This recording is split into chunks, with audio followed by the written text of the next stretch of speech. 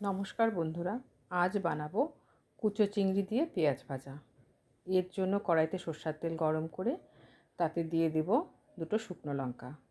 শুকনো লঙ্কা ভাজা হতেই তাতে দেব খানিকটা কালো জিরে।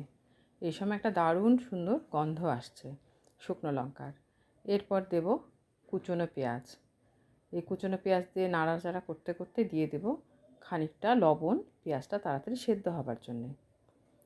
এরপর দেব আগে থেকে লবণ হলুদ দিয়ে মেখে রাখা কুচো চিংড়ি।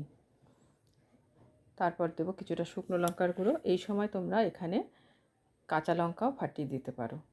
কাঁচা লঙ্কার গন্ধ যারা খুব পছন্দ করো তাদের ভালো লাগবে। এরপর দু চার কোয়া রসুন থেতো করে দেব। এরপর এটা নাড়াচাড়া করে যখন পেঁয়াজ আর চিংড়ি মাছটা সেদ্ধ হয়ে আসবে ঠিক তখনই নামিয়ে নেব। বেশি ভাজলে চিংড়ি শক্ত হয়ে যাবে। গরম ভাতের সাথে এটা খেতে দারুণ লাগে। বানিয়ে খেও, ভালো লাগলে সাবস্ক্রাইব করো।